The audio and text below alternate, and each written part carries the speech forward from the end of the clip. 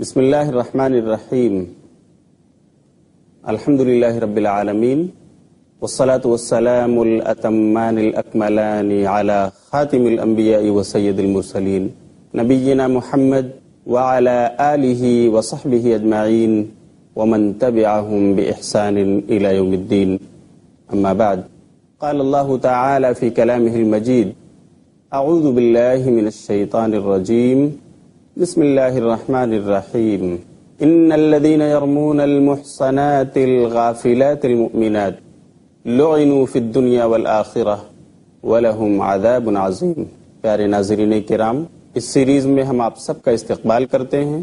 السلام علیکم ورحمۃ اللہ وبرکاتہ. محترم ناظرین، شاید آپ کو یاد ہو کہ میں نے پچھلی ایپیسوڈ میں آپ کو بتایا تھا کہ اللہ رب العالمین نے بہت سارے گناہوں کو گناہ کبیرہ یعنی بڑے بڑے گناہ جو توبہ کے بغیر نہیں معاف ہو سکتے قرار دیا ہے.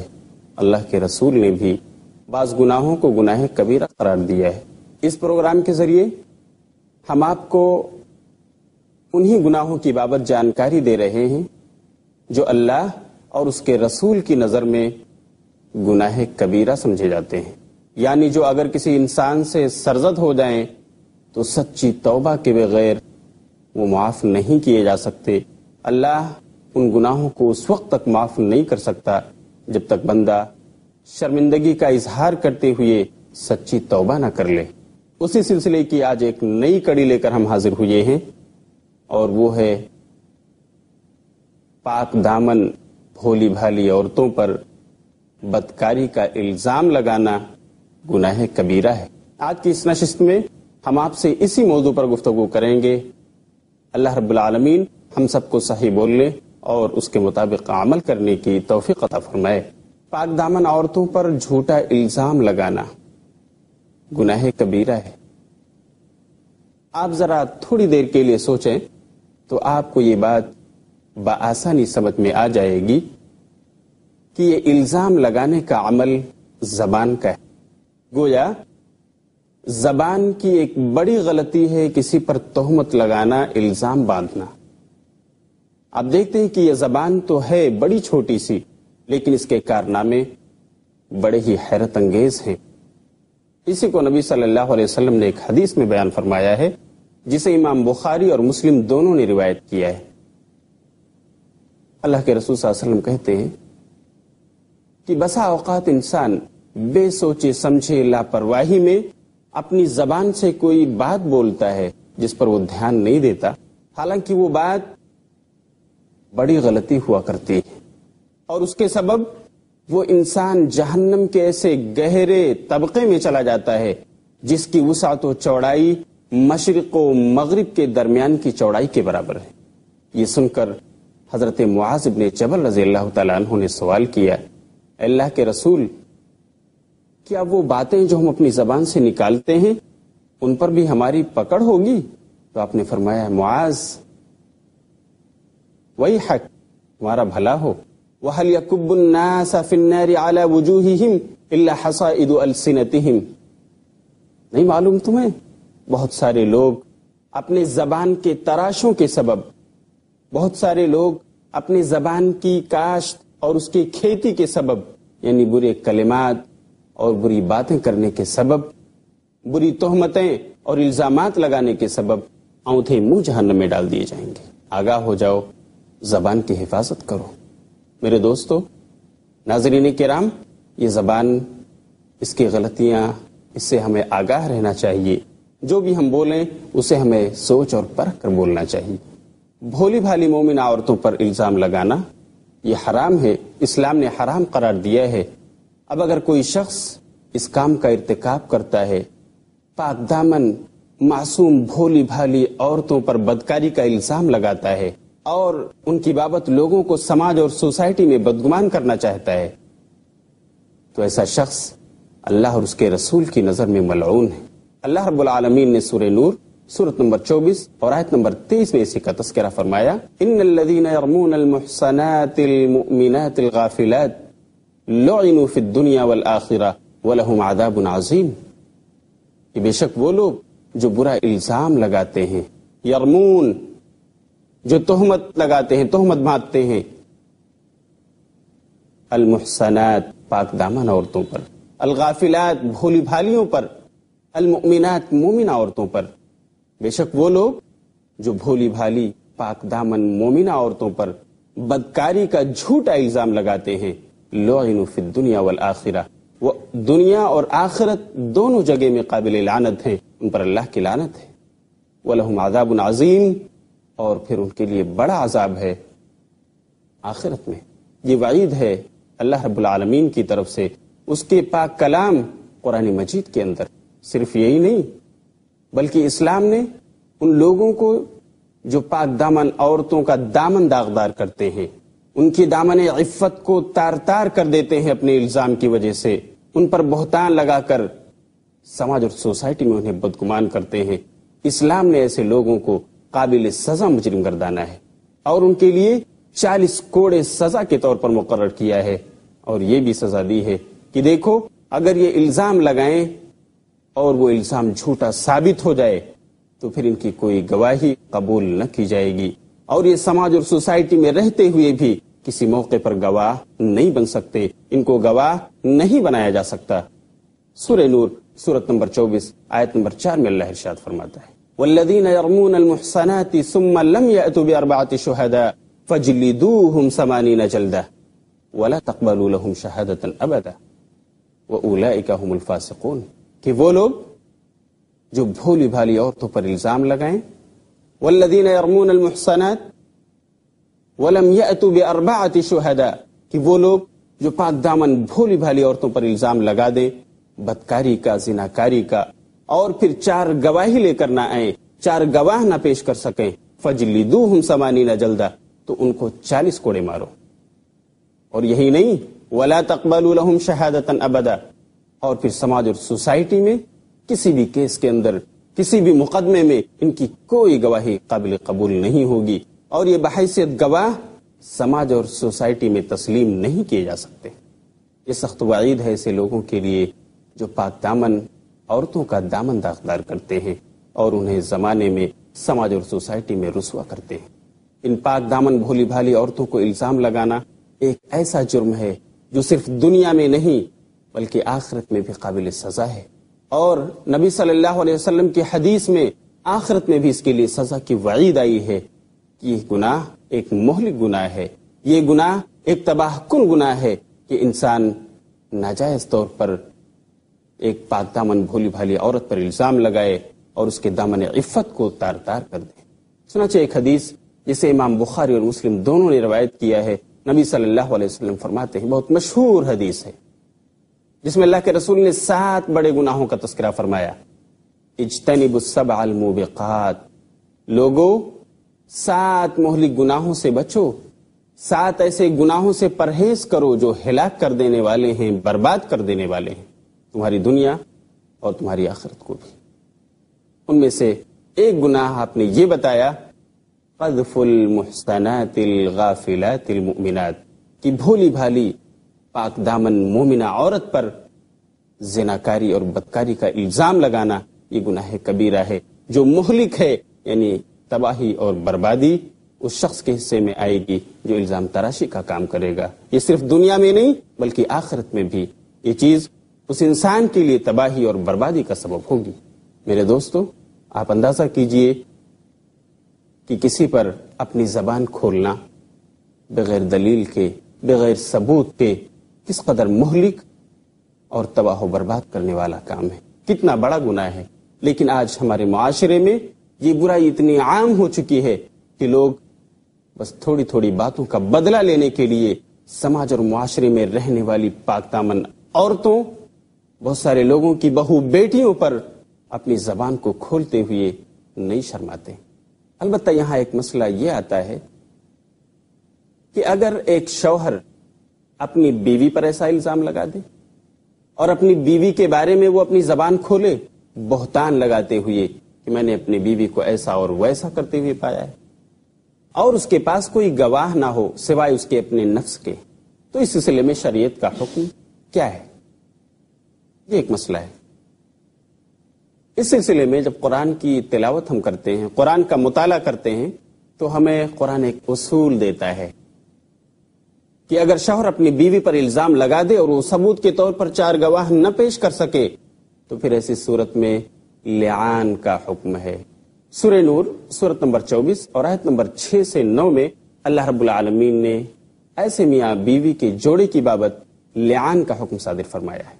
لعان عربی زبان کا لفظ ہے جس کے معنی ہے لعنت و ملامت کرنا آپس میں۔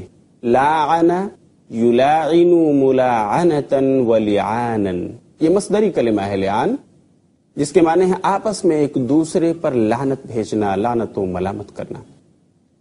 اس کا طریقہ یہ ہے، شریعت نے بتایا والذین یرمون ازواجہم ولم یکن لہم شہداء الا انفسہم فشہادۃ احدہم 4 شہادات باللہ انہ لمن الصادقین والخامسۃ ان لعنۃ اللہ علیہ ان کان من الکاذبین۔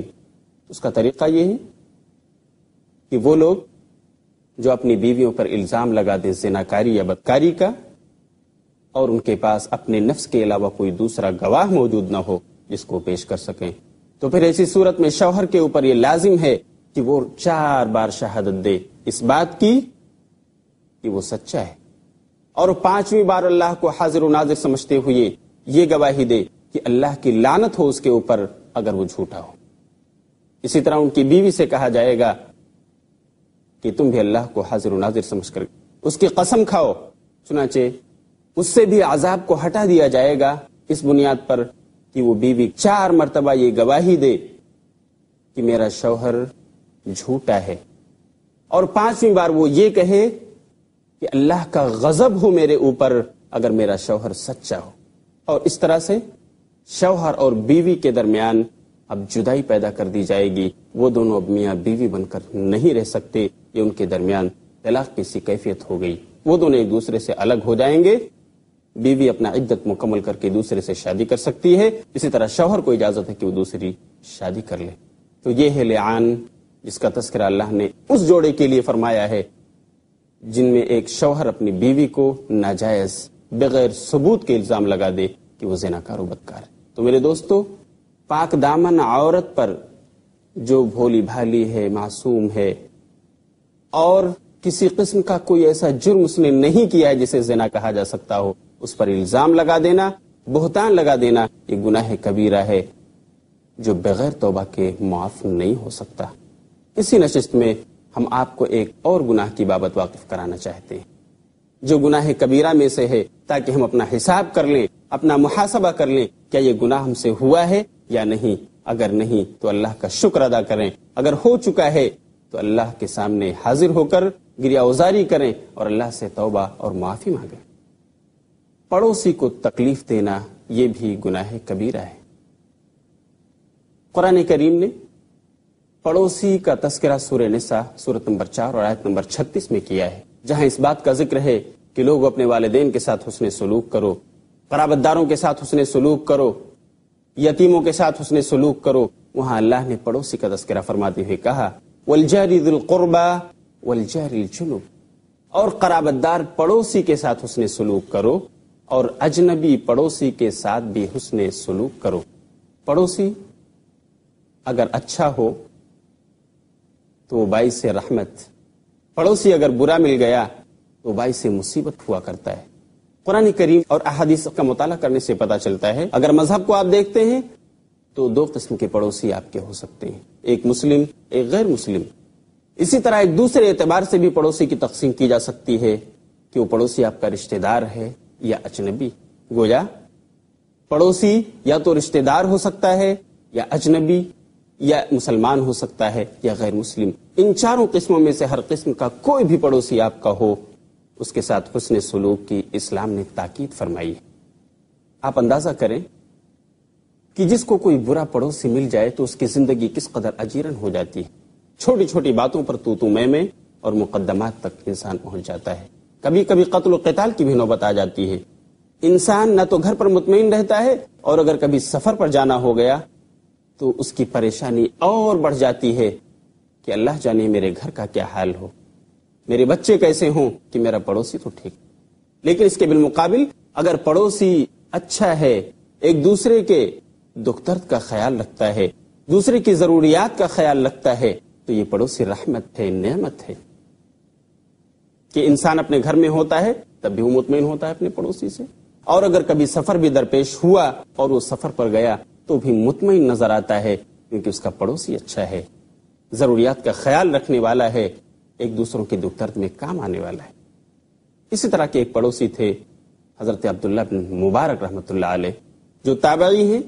ان کا واقعہ علامہ ذہبی نے کتاب الکبائر میں نقل کیا ہے۔ ان کا ایک پڑوسی تھا جس نے قرض کی بنیاد پر اپنا گھر بار بیچنے کا ارادہ کر لیا۔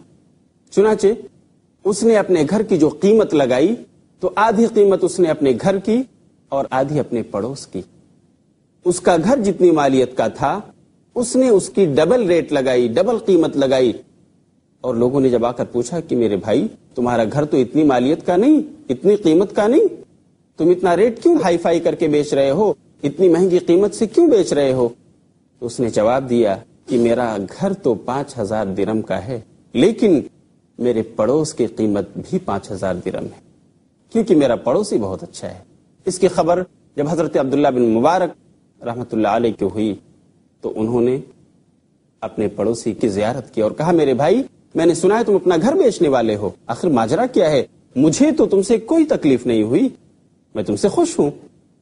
ان کے پڑوسی نے بھی جواب دیا کہ صاحب میں بھی آپ سے خوش ہوں، اور یہی وجہ ہے کہ میں نے جب اپنے گھر کو بیچنا چاہا تو میں نے گھر کی قیمت 5000 درہم لگائی ہے، اور آپ کے پڑوس کی بھی قیمت ہم نے لگائی ہے 5000 درہم، اور میں 10000 درہم میں اس کو بیچ رہا ہوں، کیونکہ آپ میرے ایک اچھے پڑوسی ہیں۔ میں نہیں چاہتا تھا کہ آپ کو چھوڑوں، اور میں جس کو یہ گھر دینا چاہتا ہوں اسی کو آپ کا پڑوس بھی دے رہا ہوں۔ عبداللہ بن مبارک نے سنا تو کہا آپ نے پہلے بتایا کیوں نہ تھا، آپ کتنے پیسے مقروض ہیں؟ چنانچہ عبداللہ بن مبارک نے اپنے پڑوسی سے اس کے قرض کو دریافت کیا، اور معلوم ہونے پر کہ اتنا قرض ہے اس کا انتظام فرما دیا۔ چنانچہ اس پڑوسی نے اپنا قرض چکا دیا، اور اس طرح وہ عبداللہ بن مبارک کا پڑوسی بن کر رہا، اس کا گھر نہیں بکا، کیونکہ عبداللہ بن مبارک نے اس کا تعاون کیا اور اسے بیچنے نہیں دیا۔ پڑوسی ہو تو ایسا جیسے حضرت عبداللہ بن مبارک رحمۃ اللہ علیہ۔ اللہ تعالی ہم سب کو بھی اچھا پڑوسی بننے کی توفیق عطا فرمائے۔ پڑوسی اس کے ساتھ حسن سلوک کی تاکید نبی صلی اللہ علیہ وسلم نے اپنی احادیث میں فرمائی ہے۔ چنانچہ ایک حدیث جسے بخاری و مسلم نے روایت کیا ہے، اللہ کے رسول صلی اللہ علیہ وسلم فرماتے ہیں ما زال جبریل یوصینی بالجار حتی ظننت انہ سیورثہ، کہ جبریل علیہ الصلوۃ والسلام مجھے پڑوسی کے بارے میں برابر وصیت کرتے رہے، تاکید کرتے رہے، یہاں تک کہ میں نے یہ سوچ لیا ایسا نہ ہو جبریل ایک پڑوسی کو دوسرے پڑوسی کا وارث قرار دے دیں۔ اسی طرح کی ایک دوسری روایت جسے امام بخاری اور مسلم دونوں نے روایت کیا ہے، اللہ کے رسول صلی اللہ علیہ وسلم فرماتے ہیں من کان یؤمن باللہ والیوم الآخر فلا یؤذی جارہ، کہ وہ انسان، وہ مسلمان جو اللہ پر اور آخرت کے دن پر ایمان رکھتا ہو، اسے چاہیے کہ اپنے پڑوسی کو تکلیف نہ دے، وہ ہرگز اپنے پڑوسی کو نہ ستائے، کیونکہ کل قیامت کے دن، آخرت کے دن جس کے بارے میں وہ یقین رکھتا ہے، اللہ اس سے حساب لے گا کہ اس نے اپنے پڑوسی کو ستایا کیوں تھا۔ شریعت کے ان احکامات کے باوجود وہ لوگ جو اپنے پڑوسی کے ساتھ ظلم و زیادتی کرتے ہیں، اسلام نے ان کو قابل سزا مجرم ٹھہرایا ہے۔ وہ لوگ جو اپنے پڑوسیوں کو ستاتے ہیں، اسلام نے وعید سنائی ہے کہ یہ چیز ان کے لیے جہنم میں داخل ہونے کا سبب بن سکتی ہے، جنت سے محرومی کا سبب بن سکتی ہے۔ چنانچہ ایک دوسری حدیث جسے امام مسلم رحمۃ اللہ علیہ نے اپنی کتاب صحیح مسلم میں نقل کیا ہے، نبی صلی اللہ علیہ وسلم فرماتے ہیں، یہ حدیث حضرت ابو ہریرہ رضی اللہ تعالیٰ عنہ سے مروی، وہ فرماتے ہیں لا يدخل الجنت من لا يأمن جارہ بوائقہ، کہ وہ انسان ہرگز جنت میں داخل نہیں ہوگا جس کا پڑوسی اس کی تکلیفوں سے محفوظ نہ ہو، جس کا پڑوسی اس کی ایذا رسانیوں سے محفوظ نہ ہو۔ میرے دوستو، آپ اندازہ کیجئے کہ پڑوسی کو تکلیف دینا کتنا بڑا گناہ ہے۔